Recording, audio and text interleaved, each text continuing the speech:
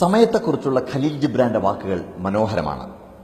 12 സംവത്സരക്കാലത്തെ താമസത്തിന് ശേഷം ഒർഫാലീസ് പട്ടണത്തിൽ നിന്നും അൽ മുസ്തഫ സ്വന്തം ജന്മനാട്ടിലേക്ക് തിരിച്ചു പോവുകയാണ്. ഗ്രാമവാസികളെല്ലാം കൂടിച്ചേർന്ന് അദ്ദേഹത്തോട് ഓരോ ചോദ്യങ്ങൾ ചോദിക്കുന്നു. ഒരാളുടെ ചോദ്യം ഇതായിരുന്നു: സമയത്തെക്കുറിച്ച് അങ്ങ് എന്തു പറയുന്നു?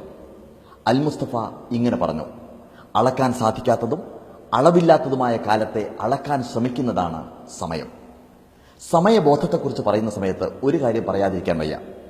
ശ്രീ പിണറായി വിജയൻ മുഖ്യമന്ത്രിയായതിനു ശേഷം അദ്ദേഹത്തോടൊപ്പം 5 ചടങ്ങുകളിൽ ഞാൻ പങ്കെടുത്തു. ഓരോ ചടങ്ങിലും അദ്ദേഹം പാലിച്ച കൃത്യതയാണ്. നോട്ടീസിൽ പറഞ്ഞ അതേ സമയത്ത് അദ്ദേഹം കാറിൽ വന്നിറങ്ങുന്നു. 1 മിനിറ്റ് പോലും കളയാതെ അദ്ദേഹം വേദിയിലേക്ക് കയറുന്നു. അദ്ദേഹത്തിന്റെ സമയബോധം അറിവുള്ളതുകൊണ്ടാവാം മുഖ്യാതിഥികളെല്ലാം കൃത്യസമയത്തിന് മുമ്പ് തന്നെ ഹാജർ. മറ്റൊരു കാര്യം എടുത്തു പറയാനുള്ളത്, വേദിയിലിരിക്കുന്ന എല്ലാ വിശിഷ്ട അതിഥികളെയും കാണികളെയും ചേർത്ത് ഒരൊറ്റ സംബോധനയാണ്: സഹോദരീ സഹോദരന്മാരെ എന്ന് ഒറ്റ വാചകത്തിലുള്ള സംബോധന. അനുകരണീയമാണ് ഈ കാര്യം. നമ്മുടെ നേതാക്കളെല്ലാം പാലിക്കേണ്ടതുമാണ് ഈ കാര്യം. മുഖ്യമന്ത്രിയും കേന്ദ്രമന്ത്രിയുമായിരുന്ന AK ആന്റണിയും മന്ത്രിയും സ്പീക്കറുമായിരുന്ന വക്കം പുരുഷോത്തമനും സമയത്തിന്റെ കാര്യത്തിൽ കൃത്യതയുള്ള ആളുകളായിരുന്നു. തീർച്ചയായും ഓരോ രാഷ്ട്രീയ നേതാവും ഓരോ നേതാവും സമയത്തിന്റെ കാര്യത്തിൽ കൃത്യത പാലിക്കുന്ന സമയത്ത് അത് മറ്റുള്ളവർക്ക് ഒരു വലിയ പാഠമാവുന്നു. നമ്മളിൽ ഇന്ത്യക്കാർക്ക് പലർക്കും ഇല്ലാതെ പോകുന്ന ഒരു കാര്യമാണ് ഈ സമയബോധം. ഇന്ത്യൻ സ്റ്റാൻഡേർഡ് ടൈം എന്നതിനെ ആരോ കളിയാക്കി വിളിച്ചത് ഇന്ത്യൻ സ്ട്രെച്ചബിൾ ടൈം എന്നാണ്. ഇന്ത്യക്കാർക്ക് വലിച്ചു നീട്ടാവുന്നതാണ് സമയം എന്ന് അർത്ഥം. മുഖ്യമന്ത്രിയും മന്ത്രിമാരും രാഷ്ട്രീയ നേതാക്കളും മാത്രമല്ല, നമ്മളെല്ലാം ഒരു കണക്കിന് അല്ലെങ്കിൽ മറ്റൊരു കണക്കിൽ ചിലരുടെയെങ്കിലും നേതാക്കളാണ്, അല്ലെങ്കിൽ മാതൃകയാവേണ്ടവരാണ്. മാജിക് പ്ലാനറ്റിലെ കുടുംബാംഗങ്ങളുടെ മുമ്പാകെ, എന്റെ ട്രൂപ്പ് അംഗങ്ങളുടെ മുമ്പാകെ തീർച്ചയായും മാതൃകയാവേണ്ടവനാണ് ഞാൻ. അതുപോലെ ഒരു അധ്യാപകൻ വിദ്യാർത്ഥിക്ക് മാതൃകയാണ്. അച്ഛനും അമ്മയും കുട്ടികൾക്ക് മാതൃകയാവേണ്ടവരാണ്. ഒരു കമ്പനിയുടെ ചെയർമാൻ അവിടുത്തെ സ്റ്റാഫ് അംഗങ്ങൾക്ക് മാതൃകയാവേണ്ടവനാണ്. ഒരു ബാങ്ക് മാനേജർ അവിടുത്തെ ഉദ്യോഗസ്ഥർക്ക് മാതൃകയാവേണ്ടതാണ്. ഇവിടെ ഒരു ചെലവുമില്ലാതെ, അതേസമയം വിലമതിക്കാനാവാത്ത ഒരു കാര്യമാണ്, ഒരു നേതൃഗുണമാണ് സമയബോധം. കൃത്യസമയം പാലിക്കുന്ന ഒരാൾ അയാളുടെ ജീവിത ശൈലിയിൽ തന്നെ കൃത്യത ഉള്ള ആളായിരിക്കും. അയാളുടെ ജീവിതം സുനിശ്ചിതമായും വിജയമായിരിക്കും. അതേസമയം സമയം വൈകിയതിന്റെ പേരിൽ കാരണം കണ്ടെത്തുന്ന ഒരാൾ ജീവിതത്തിൽ ഓരോ പരാജയങ്ങൾക്കും കാരണം അന്വേഷിച്ചുകൊണ്ടേയിരിക്കും. ഇത് ഒരു പ്രപഞ്ച നിയമമാണ്.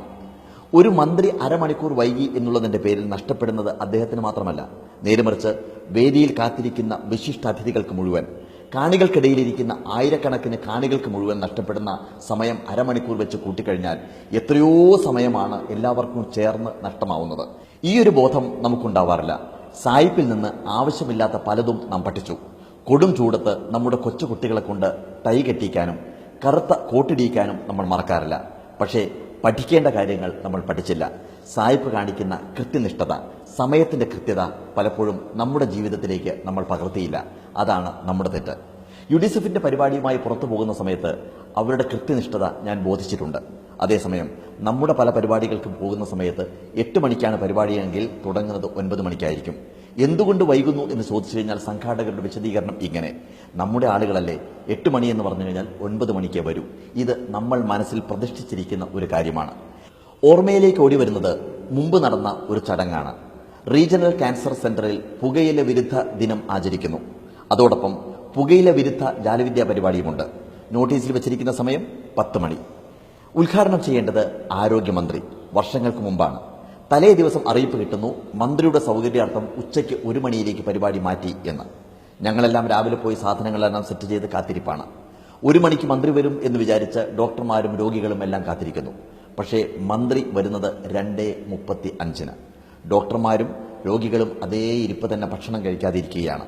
മന്ത്രി വന്ന് കാര്യമായിട്ടൊന്നും പറയാതെ ഉദ്ഘാടനം ചെയ്തതായി പ്രഖ്യാപിച്ച് മടങ്ങിപ്പോയി. ഇനി മറ്റൊരു സംഭവം പറയാം.